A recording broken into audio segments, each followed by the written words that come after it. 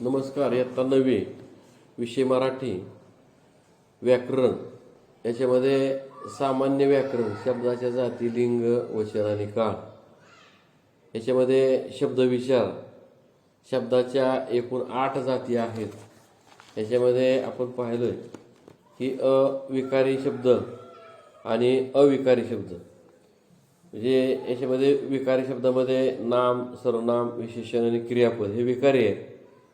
आणि अविकारी शब्दाच्या बाबतीमध्ये जर आपण पाहिलं झालं तर या ठिकाणी जर आपण पाहिलं तर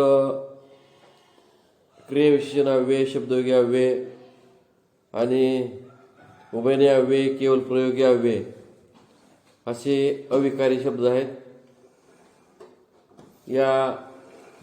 याच्यामध्ये या ठिकाणी आपण जर नंबर 1 नामाच्या बाबतीमध्ये माहिती जर पाहिजे झाली तर नाम वस्तू किंवा सजीव किंवा निर्जीव, प्राणी, पशु, पक्षी, निसर्गातील घटक, भावना यांना दिलेली नावे म्हणजेच नाम. उदाहरणार्थ मुलगा, झाड, फूल, फळ, नदी,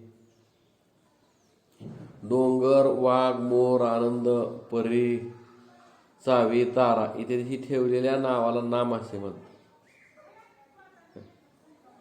त्यानंतर आपण आता विकारी शब्दाच्या बाबतीत माहिती पाहतोय नाम. त्यानंतर सर्वनाम. नामाच्या ऐवजी येणाऱ्या शब्दाला सर्वनाम असे म्हणतात. उदाहरणार्थ मी, आम्ही, तू, तुम्ही, तो, ती, ते, त्यात, हा, ही, हे, ह्या, जो, जी, जे, ज्या, स्वतः, आपण, कोण, काय इत्यादी. त्यानंतर विशेषणे. नामाबद्दल विशेष माहिती देणाऱ्या शब्दाला विशेषण असे म्हणतात.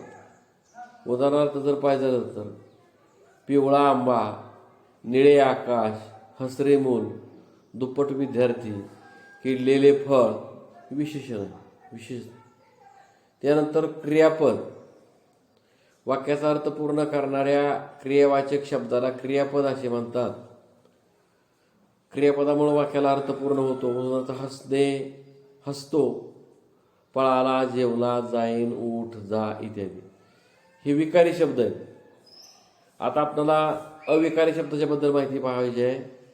क्रियाविशेषण अव्ययाच्या बाबतीमध्ये क्रियाविशेषण, क्रियेबद्दल विशेष माहिती सांगणाऱ्या शब्दाला क्रियाविशेषण अव्यय असे म्हणतात. उदाहरणार्थ हळू चालतो, जलद धावतो, इतक्यात आला, काल गेला, खाली आहे, याला क्रियाविशेषण अव्यय असे म्हणतात. त्यानंतर दुसरा शब्दयोगी अव्यय. शब्दाला जोडून येणाऱ्या शब्दाला शब्दयोगी अव्यय असे म्हणतात. उदाहरणार्थ झाडापासून, तुझ्याजवळ, टेबलावर, माणसासारखा, वेळेपूर्वी, शब्दाविषयी, माझ्याशिवाय इत्यादी. त्यानंतर उभयनिय अव्यय. 2 किंवा अधिक शब्दांना किंवा वाक्यांना जोडणाऱ्या शब्दाला उभयनिय अव्यय असे म्हणतात. उदाहरणार्थ व, आणि, किंवा, अथवा, नि, की, परंतु, म्हणून, कारण इत्यादी. आणि त्यानंतर केवळ प्रयोगी अव्यय.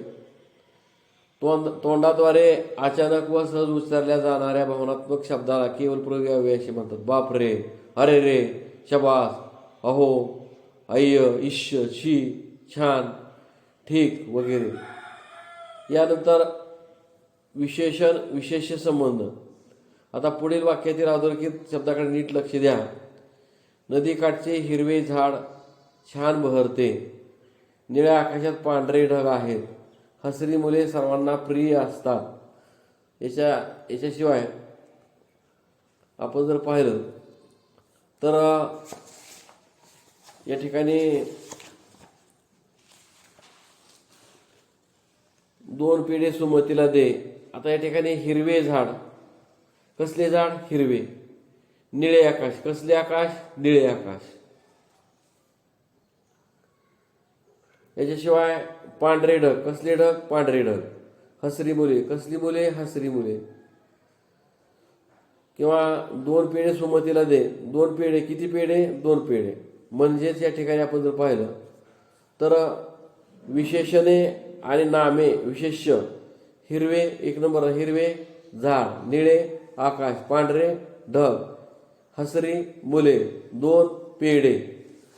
तर अशा पद्धतीने आपण या ठिकाणी नामाविषयी विशेष माहिती सांगणाऱ्या शब्दाला विशेषण असे म्हणतात व नामाला विशेष्य म्हणतात. दोहाच्या संबंधाला विशेषण विशेष संबंध म्हणतात. म्हणजे अशा पद्धतीने आपण या ठिकाणी या विकारी आणि अविकारी शब्दाच्या बद्दल माहिती पाहिल्यानंतर आपल्याला लिंगाच्या बाबतीमध्ये माहिती पाहायची आहे. मनुष्य प्राण्यामध्ये पुरुष आणि स्त्री असा भेद आहे.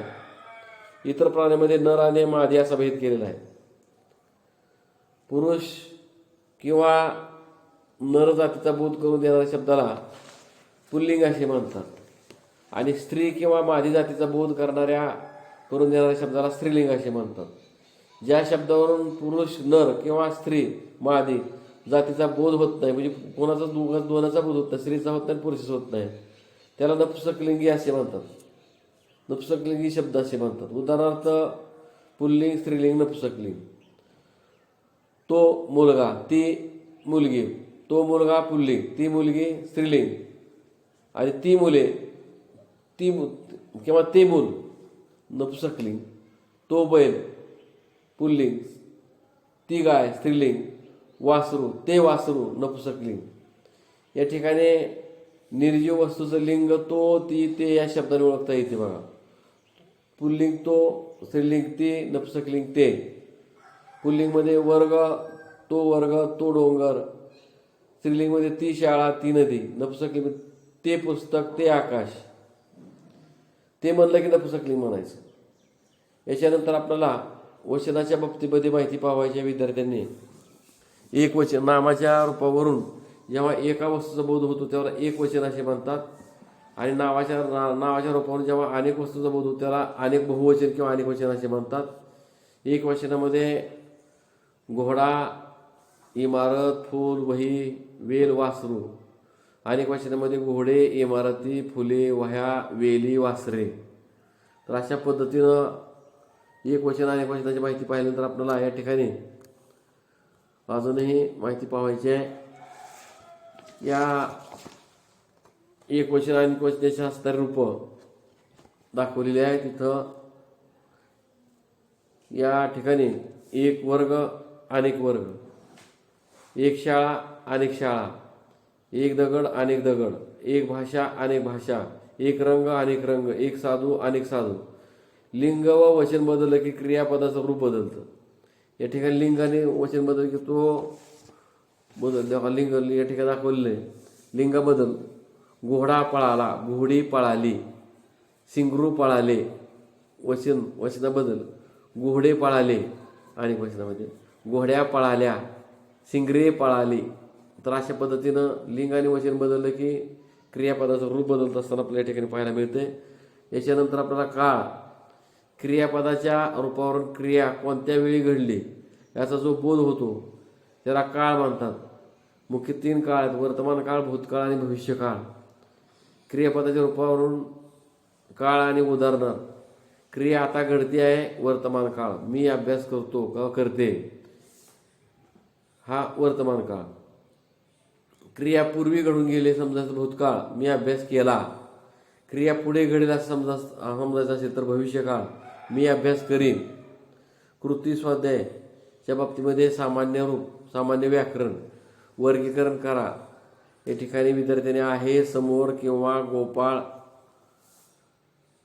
विकारी शब्दाने अविकारी शब्द ओळखायचे. म्हणजे बदल या ठिकाणी शब्दामध्ये बदल होणाऱ्या शब्दांनी न बदल. तो, आता, तो, जवळ असे विकारी आणि अविकारी शब्दामध्ये त्यांनी विद्यार्थ्यांनी विभागणी करावायची आहे. प्रश्न पहिल्यामध्ये स्वाध्यायाच्या मध्ये. दुसरा स्वाध्याय, पुढील वाक्यातील प्रत्येक शब्दाच्या जाती ओळखा. शब्दाची जात ओळखा. मी नियमितपणे शाळेला जातो आणि दररोज अभ्यास करतो. मी नाम आहे का सर्वनाम आहे का विषय काय आहे ते बघायचं विद्यार्थ्यांनी. नियमितपणे शाळेत जातो आणि दररोज अभ्यास करतो. अशा पद्धतीने विद्यार्थ्यांनी जाती या शब्दाची जाती ओळखायच्या. त्याच्यानंतर विद्यार्थ्यांनी पुढच्या असणाऱ्या तक्त्यामध्ये तक्ता भरायचा आहे. आता याच्यामध्ये तक्ता असा आहे, वाक्य पुरुषासाठी व स्त्रियांसाठी वेगळे असे सामने होतात. एखाद्या शब्दाला एखादा मुद्दा लागून नसेल तर ते हे चिन्ह वापरायचे, डॉटचं चिन्ह वापरायचं आहे. अनुक्रमांक 1 शब्द, मूळ शब्द, जात, लिंग आणि वचन. पुरुषासाठी मूळ शब्द, जात, लिंग आणि वचन. साठी मूळ शब्द, जात, लिंग आणि वचन. स्त्रियासाठी वेगवेगळे सामने आणि होतात. प्रश्न 4 विशेषण आणि विशेष्य या जोड्या लावायच्या आहेत. थोर, विशाल, सुरेख, निस्वार्थी, सेवा, मिलाप, सागर, शिक्षण तज्ञ. उत्तर अशा पद्धतीने जोड्या लावायच्या बघा. नंबर 1 थोर, 2 विशाल, 3 सुरेख, 4 निस्वार्थी. विशेषणे उद्धट, अमानुष, हुबेहूब, परिपूर्ण. विशेष्य नक्कल, उद्गार, मनोव्यापार, यंत्र. उत्तरे 1, 2, 3, 4. प्रश्न 5 नामाधिक कंसातील योग्य विशेषणे लिहा. चकचकीत, गुबगुबीत, गुळगुळीत, खरभरीत. नंबर 1 टिंबटिंब पायरी, 2 टिंबटिंब बोटे, 3 टिंबटिंब घर, 4 टिंबटिंब मांजर. प्रश्न 6 आणि शेवटचा, पुढील वाक्यातील विशेषण व विशेष्य जोड्या शोधून लिहा. वाक्य विश्वेश्वरय्या यांनी सुनियंत्रित आचरण, कठोर परिश्रम, प्रसन्नता व संयम व प्रचंड आशावाद ही आपल्याला दीर्घ जीवनाची पंचसूत्री सांगितलेली आहे. विशेष आणि विशेष ओळखायचं 1, 2, 3, 4, 5. तर अशा पद्धतीने विद्यार्थ्यांनी या स्वाध्याय सोडून आणायचा आणि व्हॉट्सअपच्या ग्रुपवर टाकवायचा आहे.